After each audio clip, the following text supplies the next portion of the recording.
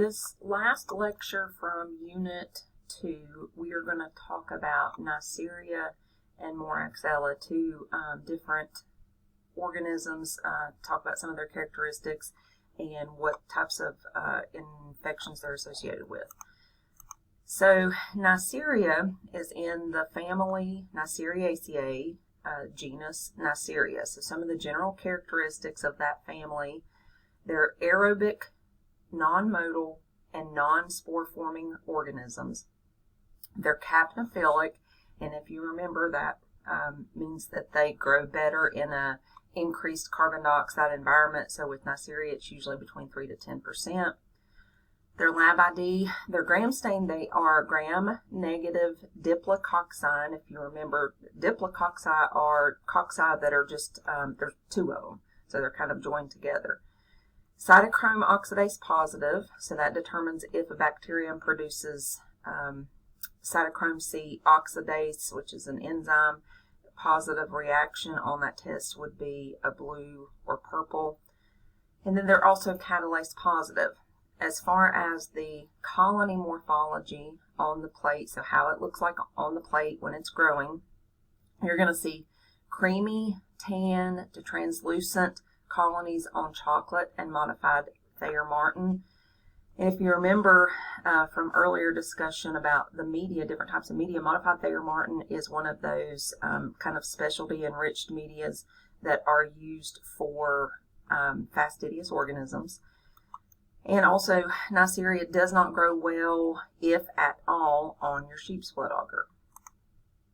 Okay, there's a picture, I think on the left is an electron microscope, and then on the right is an image just from a regular bright field microscope of what a gram-negative diplococci would look like. And then that is the, this specifically, we're going to be talking about Neisseria gonorrhea next, but colony morphology, you can, it's either a chocolate or a modified Thayer-Martin plate, I'm not sure, just from this picture, both of the media look the same, but you can see those creamy tan colonies on the plate there. Okay, so now talking about the specific species of Neisseria, Neisseria gonorrhea. This is one of those organisms that is always considered pathogenic. So just like we talked about group A earlier in this unit, it's never considered normal for us. So if you recover an isolate of Neisseria gonorrhea in the lab, then it is going to be considered a pathogen. Acquired primarily through sexual contact, and humans are the only host. So specimen sources that we could recover Neisseria gonorrhea from, the urethra, endocervix, and rectum. So this would be through sexual contact. In women, it can lead to complications like pelvic inflammatory disease. It can also be recovered from throat cultures. Again, that would be as a result of sexual contact. Conjunctiva, so this is in the eye, so this is from babies passing through the birth canal of an infected mother. This can result in blindness if it's not treated. This is rare in the United States now because babies are given eye drops at birth to prophylactically treat for Neisseria gonorrhea. And then it can also be recovered from joint fluid. So if a gonorrhea infection is not treated, it can become systemic. On a fluid like this, you would need to centrifuge it so that you can test what's referred to as the button. So when you centrifuge a sample and all of the cellular constituents and all of the pathogens, particles, everything in the sample goes, kind of gets concentrated to the bottom of the tube. That's what's referred to as the button. And just kind of as a side note, lab personnel should be notified when cultures for Neisseria gonorrhea are suspected on specimens from sites other than those listed, because normal lab protocol would likely not recover the organism. So unless it's an eye culture, joint fluid culture, throat, and really even if it's a throat culture, we would need to know if the doctor suspects Neisseria gonorrhea, because that's not a pathogen that we would normally look for in that type of specimen. So if the doctor suspects Neisseria gonorrhea, it's always a good idea for, hopefully they're going to notate that on the order so we know to look for that. And that's because it might require us to set up some additional plates that we would not normally set up depending on the culture type. Okay, diseases that Neisseria gonorrhea can cause. So gonorrhea is the second most reported sexually transmitted infection in the United States. It can cause urethritis and cervicitis. So this is usually with discharge, which pyogenic is a term that means pus producing. So those infections are usually pyogenic. Some cases can be asymptomatic. Also causes prostatitis, which can be a complication of an untreated infection in male patients. Gonococcal ophthalmia in newborns, so that's just that eye infection. And then purulent arthritis. Again, purulent means pus producing. So this results when the infection spreads within the blood, but this is thought to be fewer than 1% of all cases.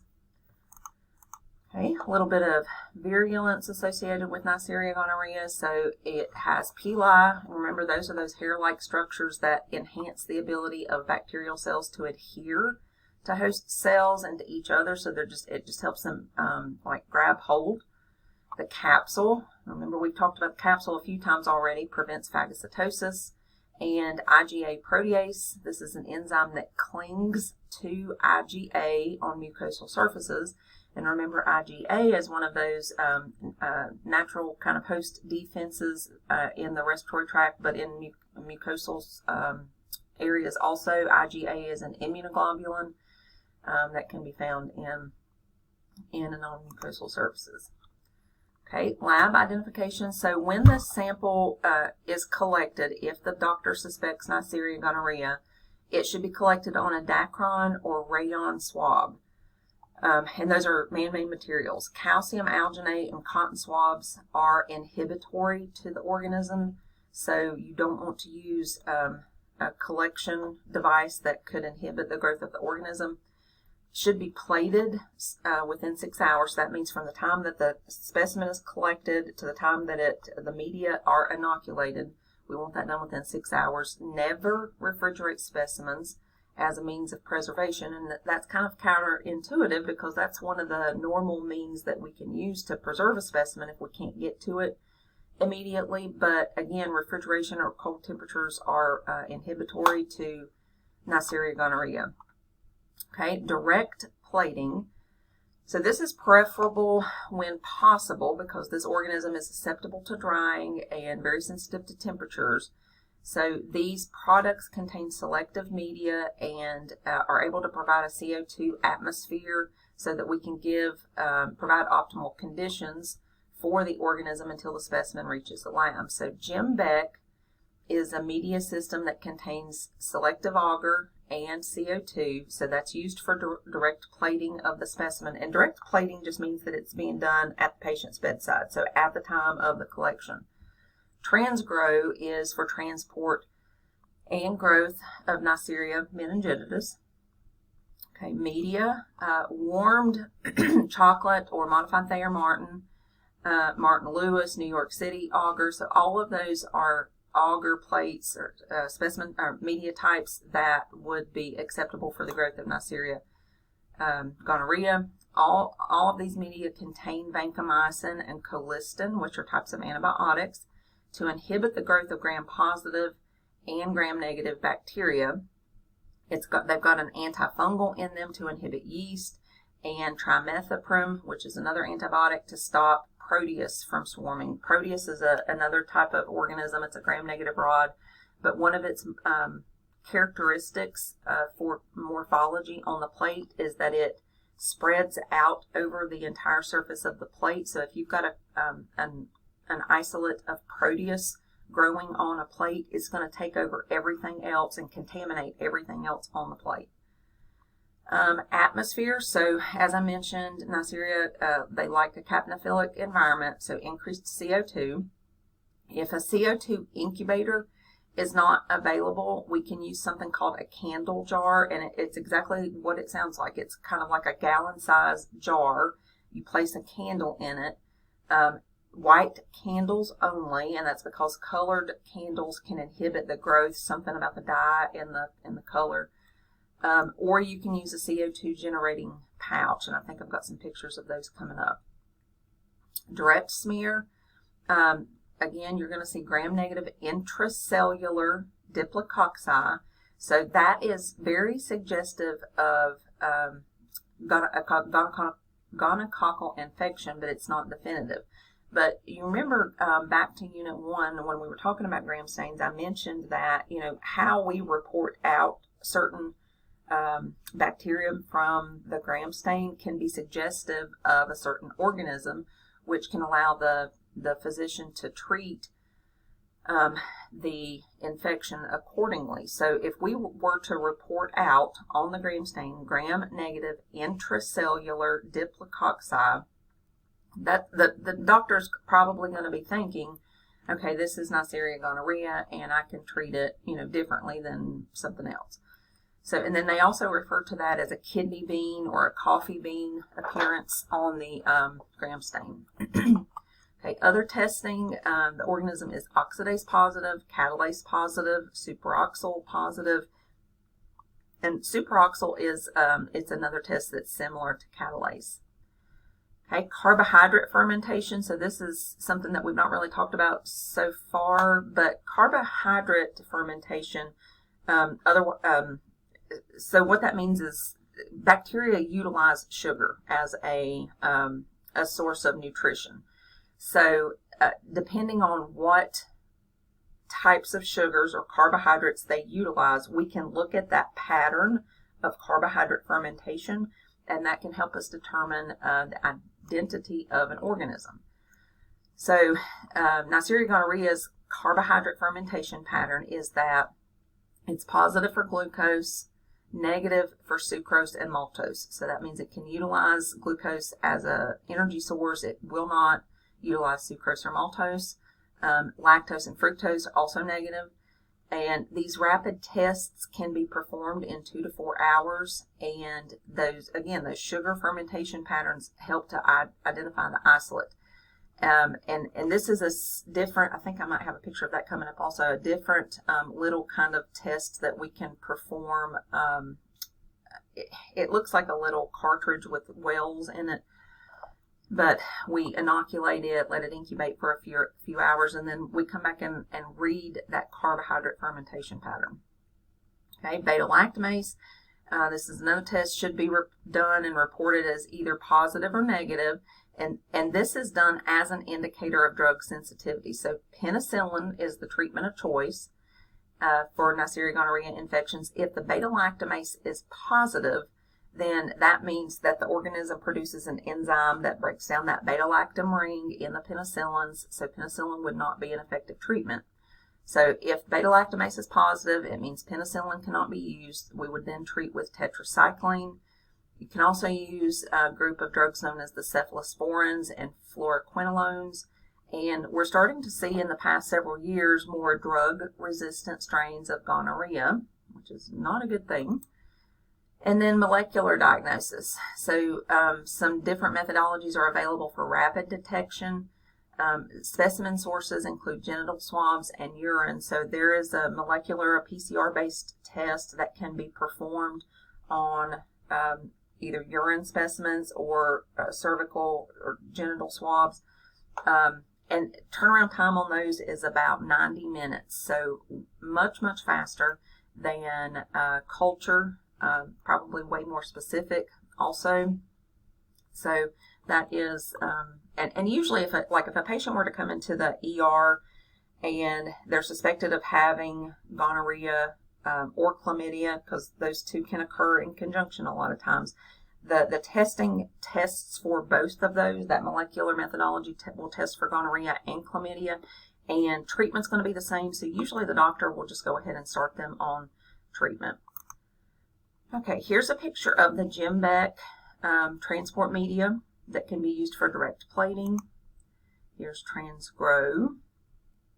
And no, I don't. I thought I had a picture of one of the well, let me skip down here. Here's this is not exactly the same carbohydrate utilization test I was talking about.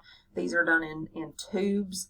The one I was talking about is like one little like contained unit that it's the same principle. They're testing for carbohydrate fermentation, but this is just a kind of an individual way to test for different sugars, but just to kind of give you an idea there of what one of those would look like. Okay, the next organism that we're going to talk about, or species, is Neisseria meningitidis. You can see, again, that's either a modified Thayer Martin or a chocolate plate, so you can see what those colonies look like on the plate. Okay, up to 30% of the population carries Neisseria meningitidis as a commensal in the nasopharynx. So this one can be an opportunist. Sources that we would recover this organism from: cerebrospinal fluid, joint fluid, blood, eye swab, nasopharyngeal swab, sputum, and urogenital specimens, and then some diseases that it can cause. So at-risk population would be those who are in close contact. So that would be college students living in college dorms, military personnel living in military barracks, asplenic individuals, so those people who have had their spleen removed, smokers, and it's transmitted by respiratory droplets and lack of specific antibodies. So if you do not have the antibody to this organism, then your body would not fight it off as quickly. Okay, and then diseases that it causes: meningitis. So this is an infection of the central nervous system. Symptoms of meningitis include skin rash, headache, stiff neck, rigidity of spine, confusion, and photophobia. Photophobia is like sensitivity to light. It can also cause pneumonia. So this usually affects older people with some type of underlying pulmonary problem. Sepsis, which is referred to as meningococcemia, when it's with this organism. This can occur with or without meningitis. Purpura, which is hemorrhaging of the blood into the skin and mucous membranes, so it produces bruises, and skin rash can develop also. Complications of infection: DIC, which stands for disseminated intravascular coagulation. So this is when and it's usually due to some type of trauma, multiple clots begin to form throughout a patient's body. So this can lead to decreased blood flow to the tissues. It can lead to organ damage. So it's kind of an over response almost. Your body's trying so hard to plug these multiple clots, or the bleed, by forming these multiple clots throughout the body, that it just kind of uses up all of its coagulation factors. Another complication is septic shock, hemorrhage in the adrenal glands, which are near the kidneys. This is called Waterhouse-Friderichsen syndrome.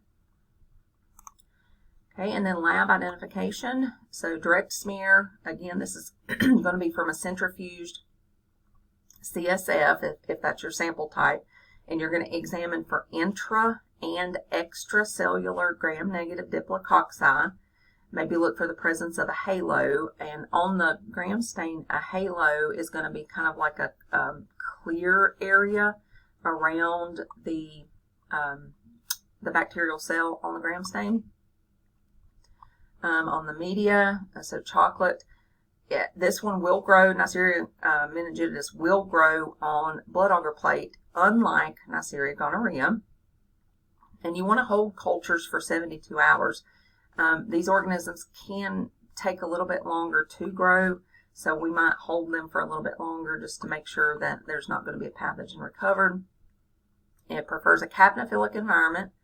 Again, very sensitive to temperature, so we never want to refrigerate a specimen that is suspected of containing a Neisseria species. Oxidase and catalase positive, DNase and nitrate reduction negative. And its carbohydrate fermentation pattern is positive for glucose and maltose, but negative for lactose, fructose, and sucrose. So a little bit different from Neisseria gonorrhea. And treatment for this one, again, would be similar. So penicillin, Other options might be rifampins and the sulfonamides. And then just as a kind of a side note again, some other commonly isolated species of Neisseria that can be commensal organisms: Neisseria sicca, Neisseria subflava, Neisseria flavescens, and Neisseria mucosa. And those should be, they're not on the PowerPoint here, but they should be listed in the outline. Okay, next we're going to talk about the organism Moraxella. So this one is in the family Moraxellaceae. Genus is Moraxella, and you can kind of see what it looks like on the plate there. And not all species of Moraxella look this way. The specific species of Moraxella that we're going to talk about is Moraxella cataralis. And this organism is included in the chapter with Neisseria because it's morphologically and biochemically similar to Neisseria. And then other genera in this family we're going to cover later. Okay, so Moraxella cataralis, it originally was a Neisseria species, so it was originally Neisseria cataralis. It's considered a normal commensal of the upper respiratory tract, isolated only from humans. We could recover it from middle ear effusions, the nasopharynx, sinus aspirates, sputum aspirates, and bronchial aspirates. It causes diseases, primarily it's going to be opportunistic infections of the respiratory tract, such as pneumonia, endocarditis, otitis media, sinusitis, and meningitis. And then your lab ID on this one, it is, again, a gram-negative diplococci. A lot of times you'll see those cells intracellularly on the gram stain. With your colony morphology, you can see smooth, opaque, gray to white colonies. They use the term hockey puck to describe the colonies because they tend to stay intact. You can kind of push them across the media with a loop. So if you try to pick up a colony, a lot of times it'll just kind of stay together and kind of scoot across the place. Older colonies can have what they refer to as a wagon wheel appearance. Okay, this one is positive for oxidase, catalase, beta-lactamase, and DNase. Carbohydrate fermentation is negative for all sugars. So again, that's one way that you can compare it and differentiate it from Neisseria gonorrhea and Neisseria meningitidis. It may resist discoloration during the gram staining process. So you may see, if it resists that discoloration, you may see some gram positives when it should be gram negative. This one can also tolerate lower temperatures, so it grows well at 28 degrees Celsius. And then this one also will grow well on your sheep's blood agar and your chocolate medium. Okay, so time for a quick little review. Specimens for recovery of Neisseria should be collected. So how do we collect it? And actually, we don't collect those specimens, but how should they be collected? On a Dacron swab, because remember, cotton can be inhibitory. Urine can be used, but that's for molecular testing. That would not be for a culture. And then again, nasopharyngeal swab, those are the type that even if a doctor suspected it in the throat, that the nasopharyngeal is the one that goes through the nose. Okay, what would be the best specimen for recovery of Neisseria meningitidis? CSF, because meningitidis is the species of Neisseria that often causes meningitis, which is found in the spinal fluid. Okay, this next, or the last section of Unit 2 that we're going to be talking about is about genital and sexually transmitted infections.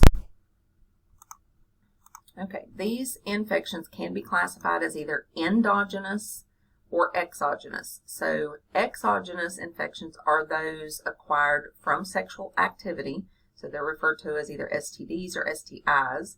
Endogenous infections are those that are the result of normal genital flora gaining access to sites where they are not normally found, or an overgrowth of the normal flora. Some organisms can be transmitted from mother to newborn, either before, during, or after birth also. Okay, so some of those diseases, sexually transmitted infections or diseases, urethritis, which is an inflammation of the urethra. It can be caused by some type of mechanical injury, such as a catheter, chemical irritation from antiseptics, or through an infectious disease process. So it's divided into gonococcal and non-gonococcal causes, with Neisseria gonorrhea being the main cause of gonococcal, and the organism Chlamydia trachomatis being the leading cause of non-gonococcal urethritis. So this is considered a symptom of STI. Okay, cervicitis, which is a symptom of a sexually transmitted infection, where you've got inflammation of the endocervix caused by infectious and non-infectious means. So infectious cases most commonly caused by Chlamydia trachomatis and Neisseria gonorrhea, but it also can be due to trichomoniasis. So this is another organism called Trichomonas. Mycoplasma and ureaplasma, which are a couple other organisms that can cause cervicitis. Non-infectious causes include some type of injury to the cervix from foreign devices. So that could be like birth control, tampons, or douches. Bacterial vaginosis is a depletion of normal vaginal flora. So lactobacillus is the main normal vaginal flora. It helps control the pH of the vagina. So if we've got depletion of that normal flora, it's going to allow for the overgrowth of other organisms, such as Gardnerella vaginalis, Mycoplasma hominis, different ureaplasma species, and certain anaerobic species. It's the most common vaginal infection in women of childbearing age, but most women are going to be asymptomatic. Okay, trichomoniasis. It's the most common sexually transmitted infection worldwide.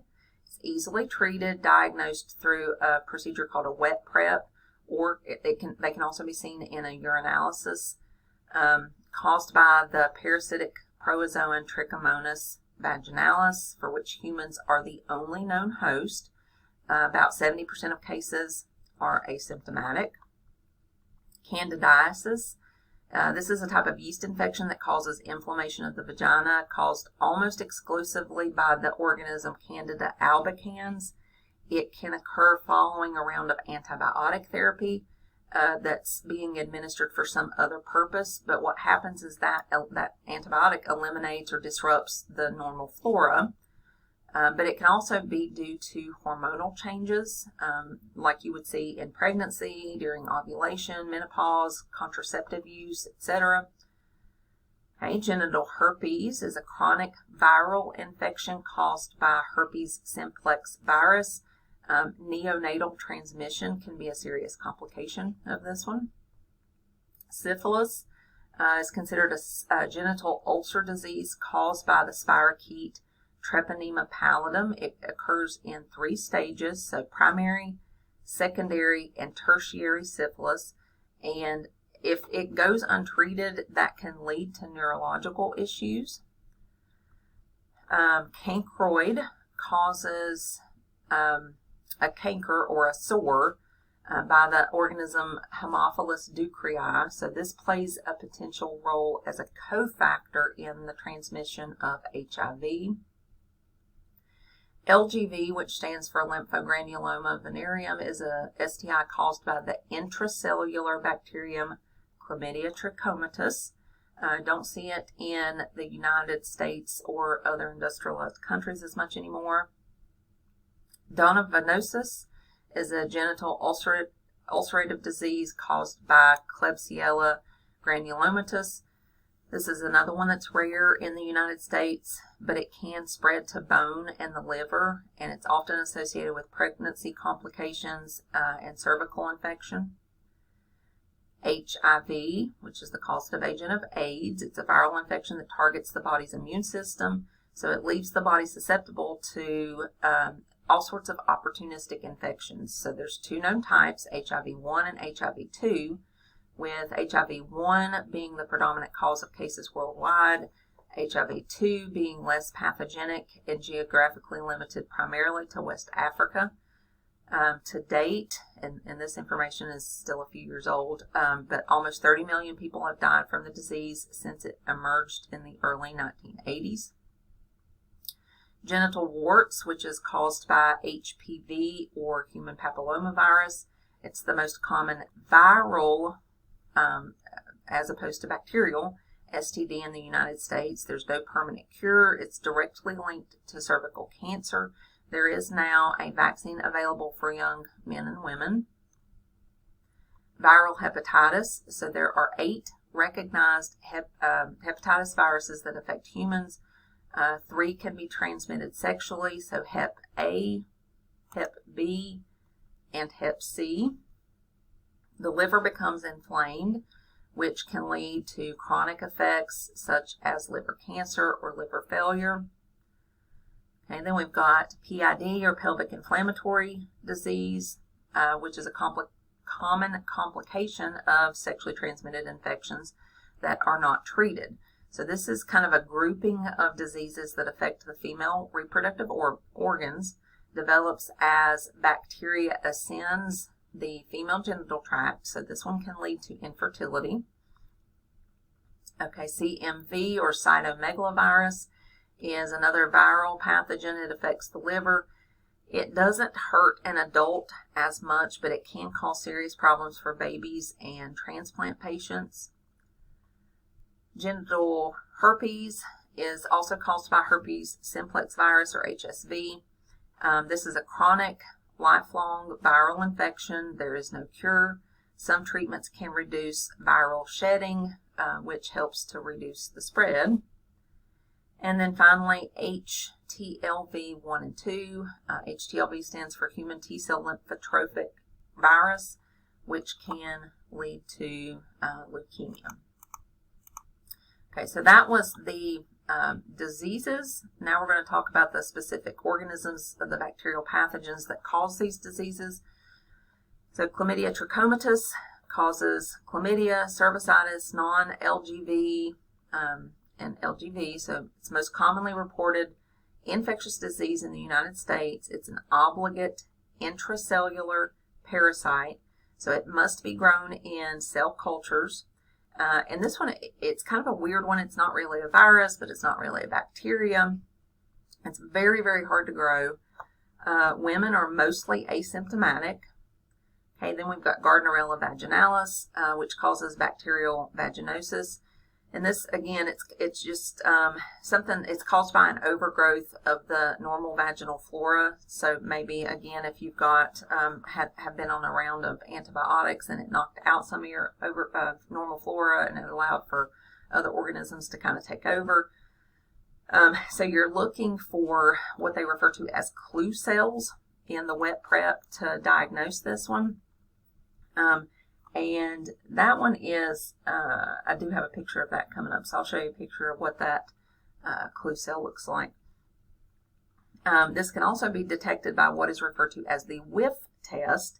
So from that wet prep, which is like a vaginal or cervical swab that is, we put onto a microscopic slide, we add a drop of saline and then put a cover slip on it.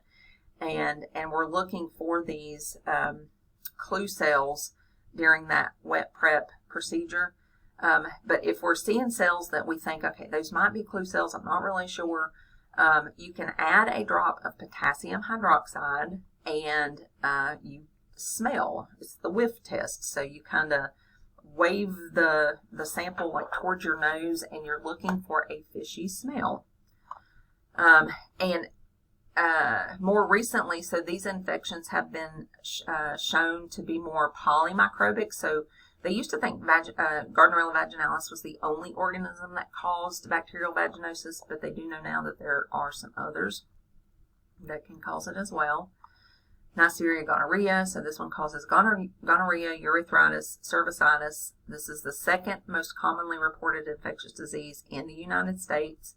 It's a very fastidious organism. Treatment options are becoming fewer due to the increased resistance that I mentioned earlier. Haemophilus ducreyi, which causes cancroid. This one is a gram-negative rod, and it appears on the gram stain in what they call a school of fish pattern. So you've kind of got them sitting end to end. This organism and infections with it are more common in tropical areas. This one's a potential cofactor in the transmission of HIV. Treponema pallidum. This is the causative agent of syphilis. This one can become systemic. It cannot grow outside of a host. Attempts to propagate the organism in vitro have been unsuccessful. So this is one I was telling you is very, very hard to grow. Mycoplasma hominis. So this is one of the other organisms besides Gardnerella vaginalis that they've linked to bacterial vaginosis. Can also cause cervicitis. Ureaplasma species can cause non-gonococcal urethritis, cervicitis, and bacterial vaginosis.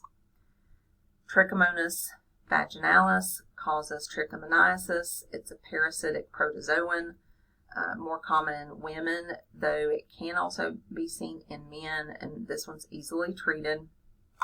And then Candida albicans, we mentioned that one was a cause of yeast infections. Okay, infections of neonates and human products of conception. So congenital infections, so this just means that it's an infection acquired by the fetus as a result of maternal infection that crosses the placenta. Some of these can be detected by culture or serologic tests available for fetal IgM antibody. And again, IgM, it's kind of similar to that IgA. We have different classes of immunoglobulins or antibodies in our body. So IgM is just a different class of antibody. So we can test serologically, which means from a patient's, it's going to be a blood test. We're testing for IgM antibodies to certain infectious agents. So infections that are common as congenital infections are HSV and CMV, gonorrhea, group B, streptococcal sepsis, chlamydial conjunctivitis and pneumonia, E. coli or other forms of neonatal meningitis, Listeria monocytogenes can cause fetal infection or spontaneous abortion. Listeria monocytogenes, that's usually the reason why they recommend that pregnant women do not eat lunch meat. It can survive at colder temperatures. And it's often one of those, like if you hear in the news about something being, a food product being recalled, Listeria is a common one. Okay, specimen collection. And some of this we're getting into a little bit of, a couple things that we've already kind of mentioned, but specimen collection, so some swabs are toxic to pathogens.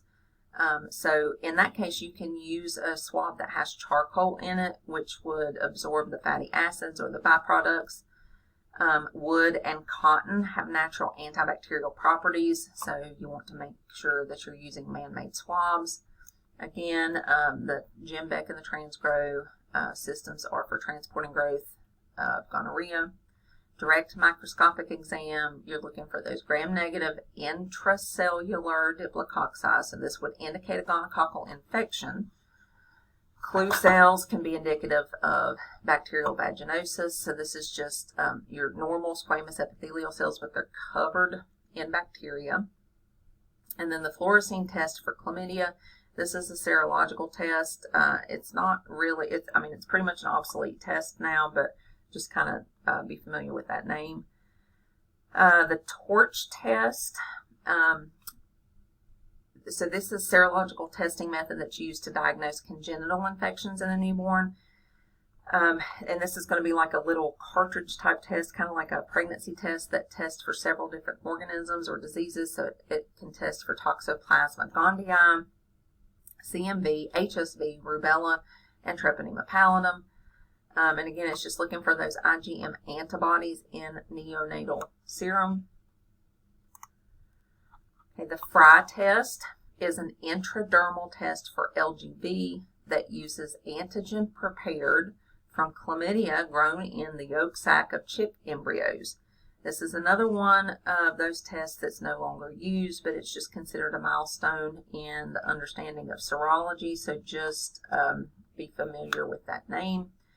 CTA, or carbohydrate utilization test. So CTA stands for cysteine tryptase agar. It's a, like I said, carbohydrate utilization test. The agar contains 1% of the individual carbohydrate. Phenol red is used as a pH indicator.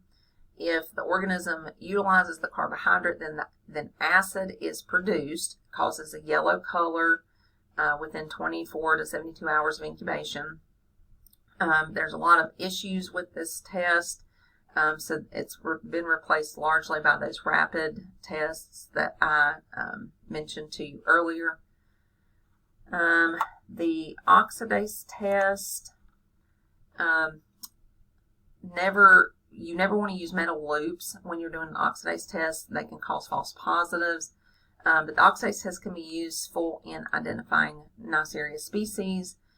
And I mentioned this one previously, but the purpose of this test, it determines if the organism produces the enzyme cytochrome oxidase. So you moisten a piece of filter paper with the test reagent. Use a wooden stick to pick up a small portion of the bacterial colony from the agar surface, and then just rub the sample across that moistened area on the filter paper, and then you're just looking for a color change. So purple is positive, negative is no color change, and again, we would have to perform controls on this one. So our positive control is an organism called Pseudomonas aeruginosa, so that organism will give a positive result. E. coli is our negative control because it will give a negative result. Okay, back up. Okay, so here's a picture of the oxidase test. So they've performed it on a swab versus filter paper. It's the same result, so you can see a positive and a negative. Okay, here's that image of the clue cells that I was telling you about. So these are just your normal squamous epithelial cells. But see how they're kind of fuzzy all around the edges? That's bacteria. And this one even really is not that bad. Sometimes you'll have the epithelial cells so covered in bacteria that you can't see the edges of the cells at all. But if you're seeing those on either a wet prep or you can see them in a urinalysis also, that's indicative of bacterial vaginosis.